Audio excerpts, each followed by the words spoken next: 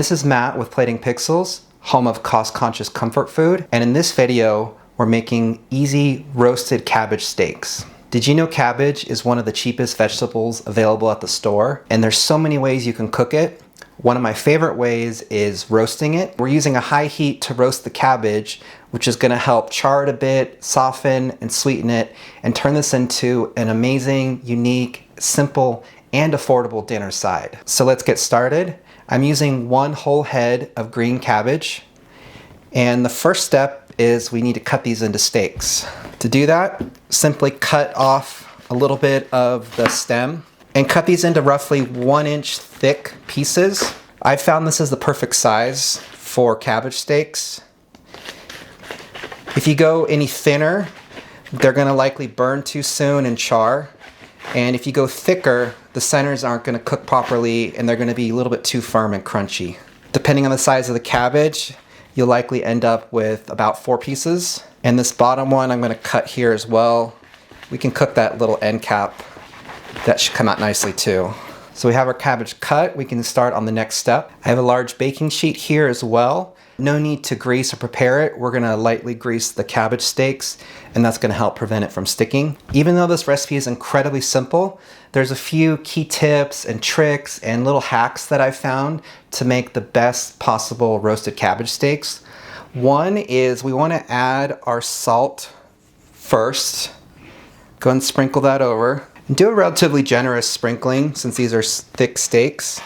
Turn that over and sprinkle the other side. And the reason we're doing this is the salt is going to draw out some of the moisture. We're going to let this sit for about 10 or 15 minutes. The oven needs to preheat anyways. And by doing this, it's going to draw out some liquid. We'll pat it down a little bit, and that's going to help you get a little bit more roast, a little bit more char, and be a lot closer to more of like a grilled texture. So just repeat that with all the steaks. And those are ready. We'll just let them sit for about 10 minutes and go ahead and preheat your oven to 425 degrees. The oven is almost preheated. Our cabbage is looking great.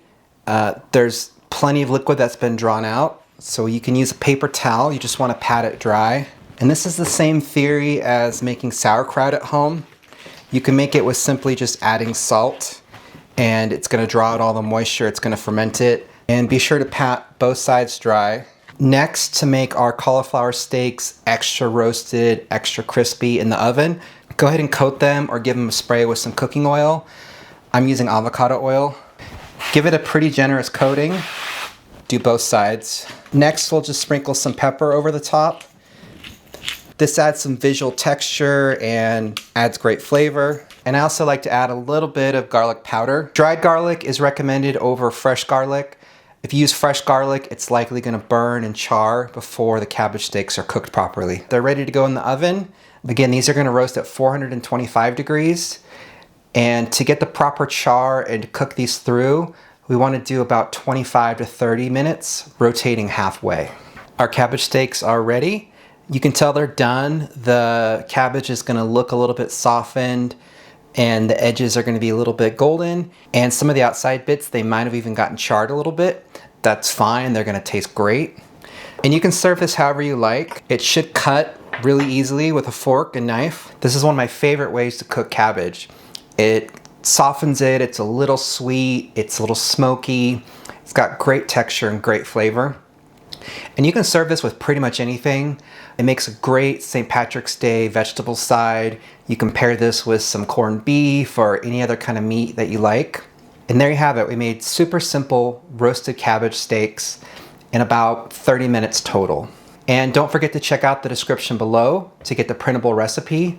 And if you like this recipe, be sure to like and subscribe to Plating Pixels to get all of my future videos.